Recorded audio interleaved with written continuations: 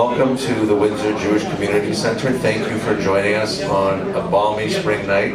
And thank you for your understanding while we go and fetch more chairs, and for coming to be with us in the middle of a sunny spring evening. My name is Jay Katz. I'm the Executive Director of the Windsor Jewish Community Center. Tonight we are delighted and privileged to partner with Assumption University. It's hosting Dr. Robert Ventresca to talk about some of the goings-on during World War II. I'd like to thank Assumption University for this program and for coming and sharing with us. I'd like to thank Cecile Bertrand. Thank you, Cecile, for putting all this together. I'd like to thank Richard Cornell, the principal of Assumption University. Here in absentia, he had to attend a conference at the last minute and couldn't join us, but we have the Assumption Chapel, Father Paul McGill, who's joining us representing Assumption and Richard. And so we will quietly bring in some more chairs. They'll be coming. Those of you standing at the back, you won't have to stand for long, I promise. Thank you for joining us, and I'll introduce Father McGill to introduce Dr. Ventresca. Thank you.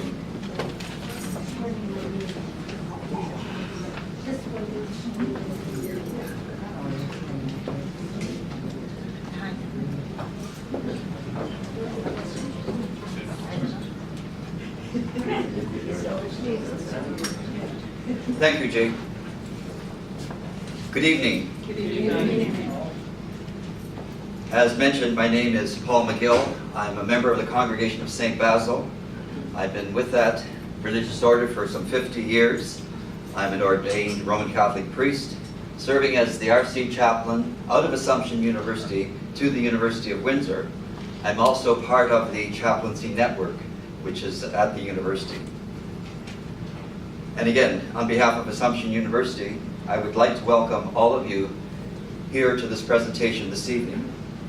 It's a pleasure to take this opportunity to offer a special note of gratitude.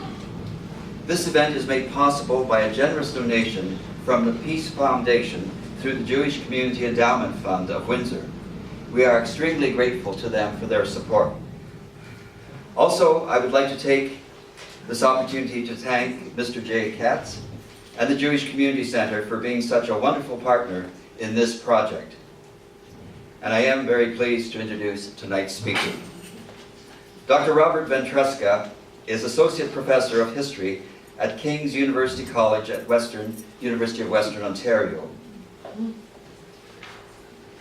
He's the author of the most recently entitled Soldier of Christ, The Life of Pope Pius XII, Harvard University Press, 2013, which was awarded the American Catholic Historical Association 2014 Koenig Prize for Catholic Biography.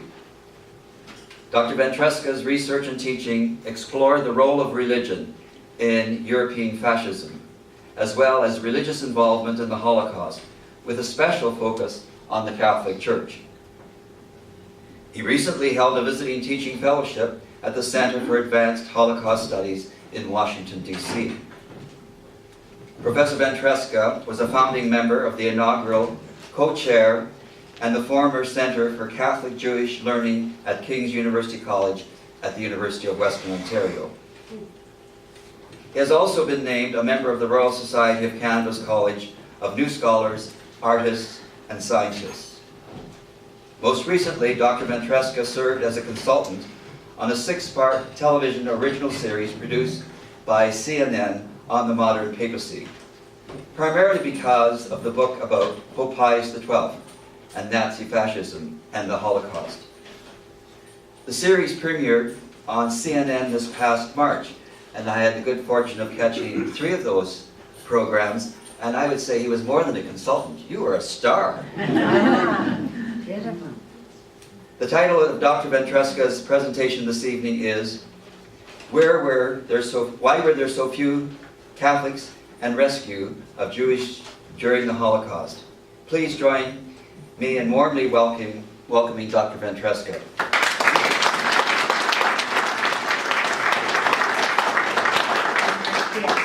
Thank you, everyone. First up, I guess a mic check. Can you hear me okay back there? I don't do very well with microphones. You need me to be louder? Yes. Okay. Is this better? No. No? Worse? So you can't hear me. If I talk like this, you can't hear me? No? Yes? Jay? We could hear. Maybe the amplifier could be turned up. I'll try it this way. I tend to move around a little bit, and I really intend to keep the talk fairly conversational and then open it up for any questions that you may have. So if you have any problems hearing me, please just don't hesitate to stop and let me know. Just a very brief word of thanks to everyone, to Jay, to Father Paul, to Richard, to Cecile, to Assumption, to the Windsor Jewish Community Center for the invitation and for the effort that went into planning this evening's gathering. I'm just going to explain a bit about my approach tonight. There are literally hundreds of stories that one can tell about individuals and institutions who provided some form of assistance.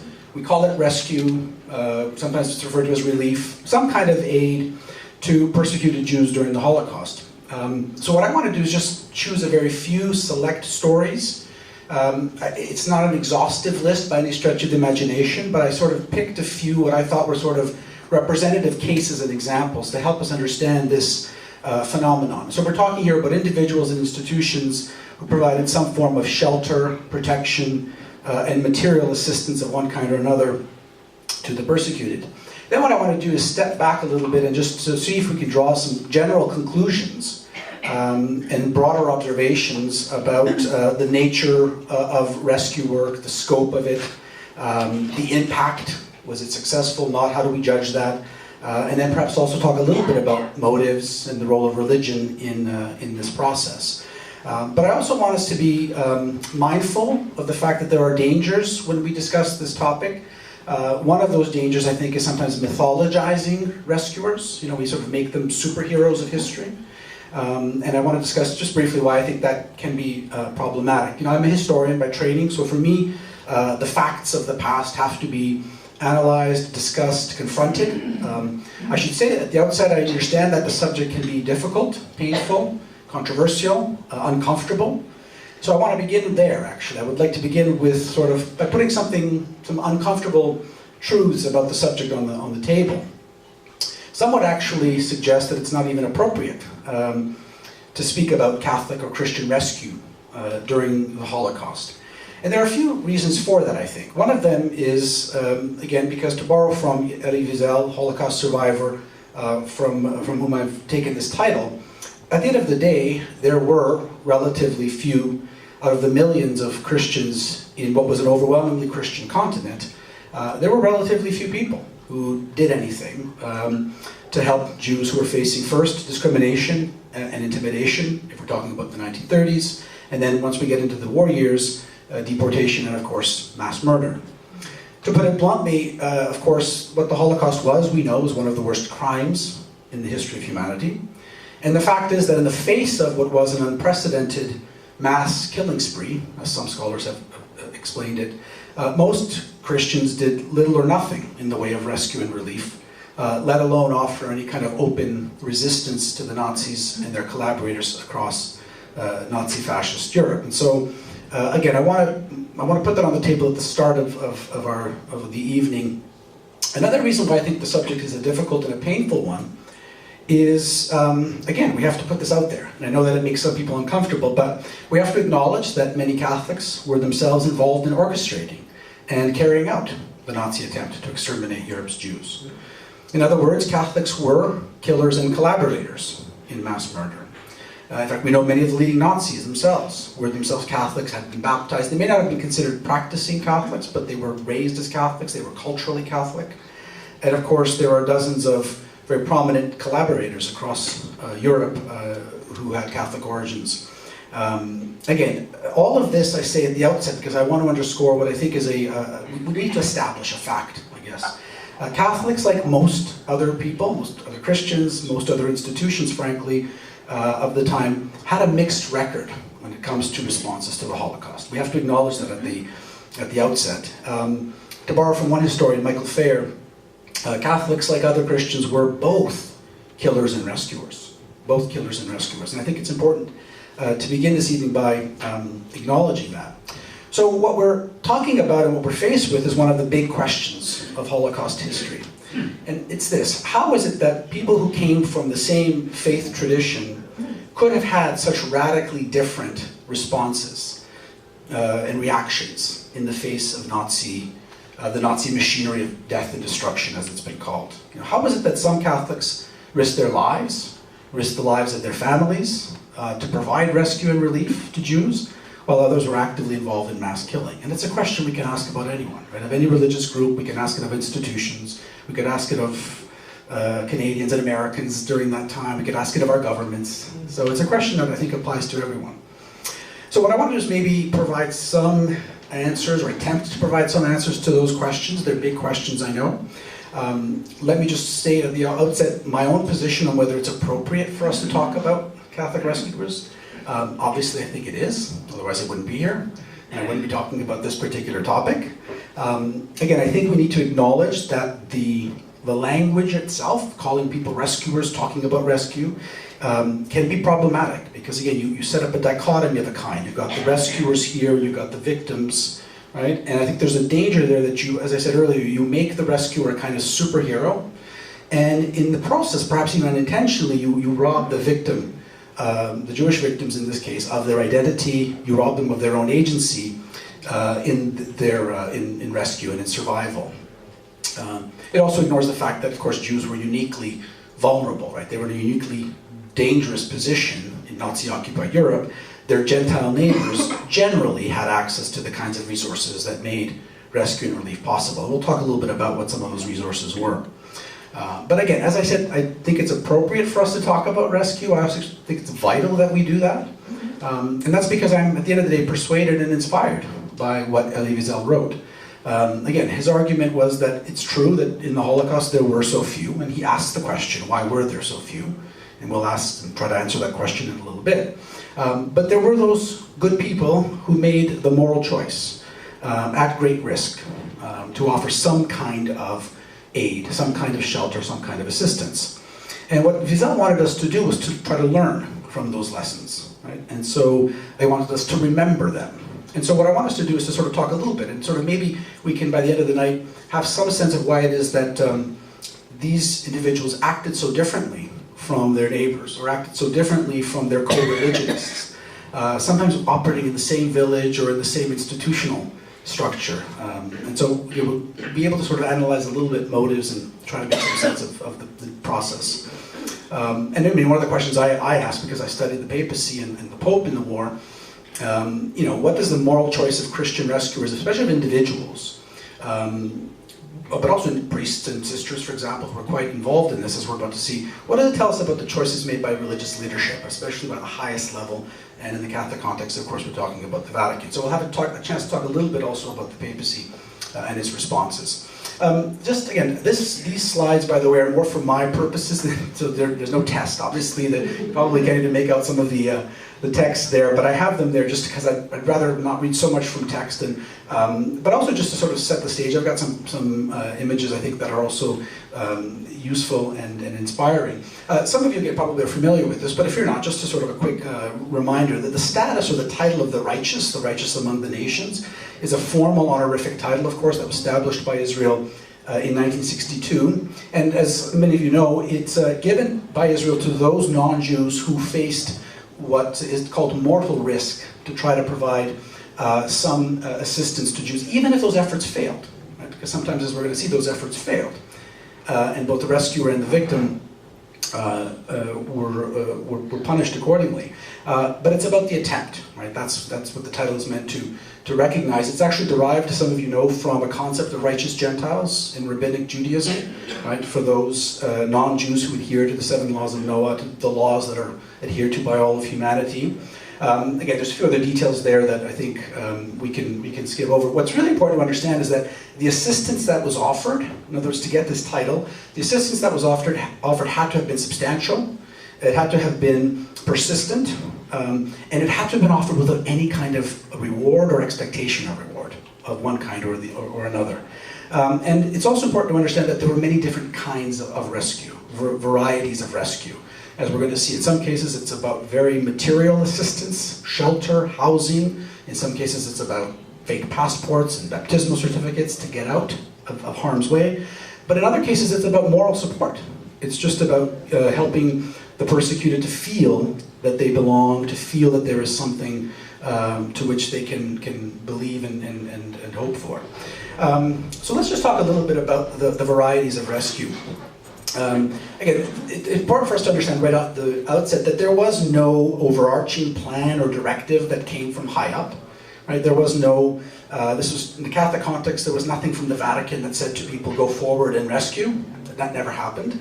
Not even the national bishops' conferences of the day were so involved in taking the initiative. What that means is when we're talking about rescue, is you're talking about work that was highly localized, somewhat chaotic even, unplanned.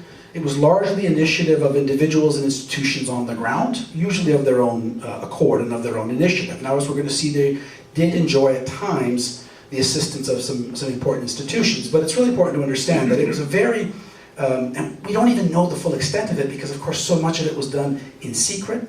It was never documented for fear of being caught by authorities. So the full nature, the true extent even of rescue work, I think remains even still somewhat uncertain to us. But it's important to understand that it was largely a work at highly localized efforts, usually highly secretive and loosely organized. Now again, there's different varieties. So what I wanted to do again, I'm just sort of, I thought I stepped back a little bit and said, okay, so what are some of the forms of rescue, just to give this topic some structure. I wanted to talk first about diocesan rescue, right? So this is rescue that would have been organized at the diocesan level. And what's significant about diocesan rescues, where it took place, which was especially common in Italy, of all places, and especially successful, I think, in Italy. But what's important here is that it did usually involve the role of the local bishops. So here you're talking about the institutional church, right? And you're talking about the highest authority of the institutional church on the ground, as it were, right? So diocesan rescue is interesting. I'm going to give you an example of the way it actually worked.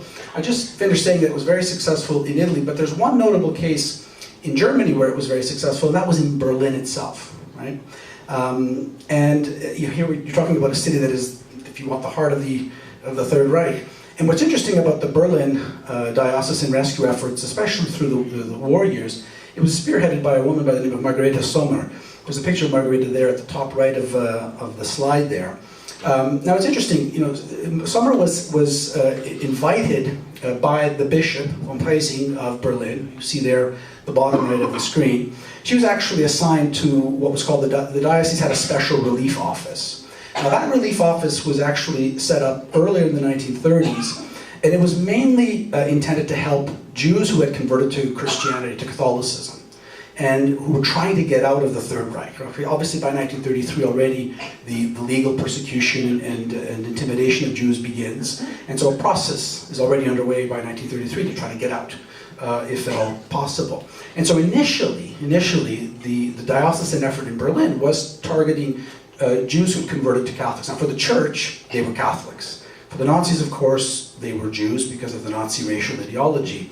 But what's interesting to note is that the efforts, especially under Sommer's leadership by 1938 and onward, is the efforts begin to expand, right? As the situation grows more and more desperate and more dire for Jews in Berlin and in Germany, Sommer actually begins to expand the rescue efforts to include any and all cases that cross her desk. And so it eventually comes to include all Berlin Jews or other cases that crossed her desk. And again, it's just kind of interesting. It's a very simple story in lots of ways. It's so dramatic in some ways, but the story is a story of in the first instance, offering housing, offering food, offering clothing, initially sort of, if you will, on the ground social assistance, which the relief office had already been doing.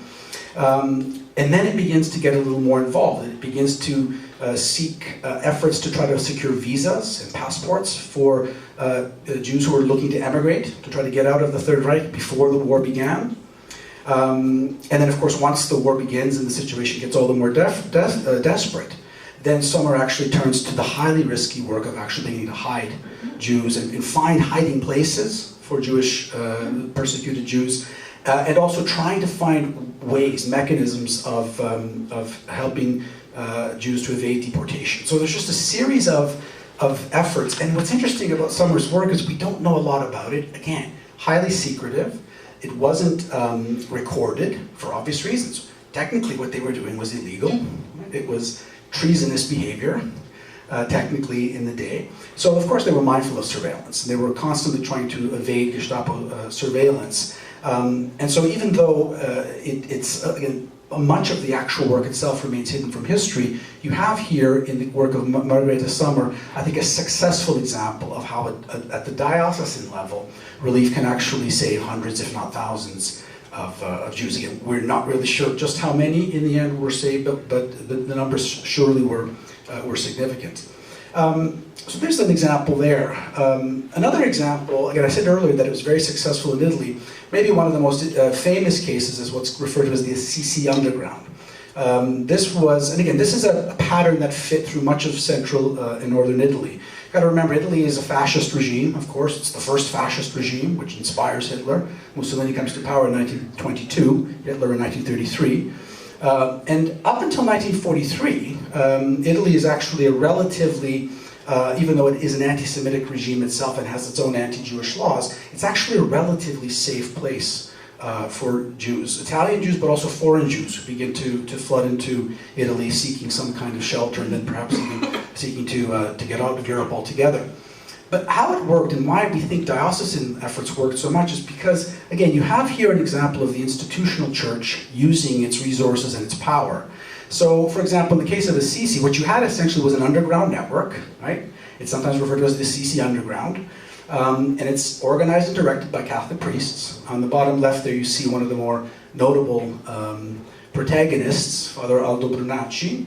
And again, it's a very simple story in lots of ways. You have churches and convents and monasteries and orphanages and schools throughout central Italy primarily, and offering shelter primarily, right? Offering assistance, offering some kind of material or moral assistance.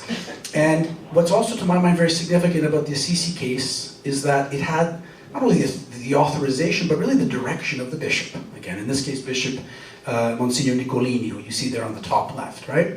So again, you have here, and we know that the Vatican was aware of this kind of work, and I think I would describe it as gave it sort of cautious approval, let's say. We'll talk a little bit about the Vatican in just a little bit.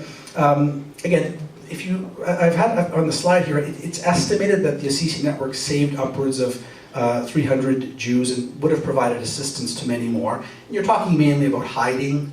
You're talking mainly about trying to find ways to get people out of harm's way, depending on the timing.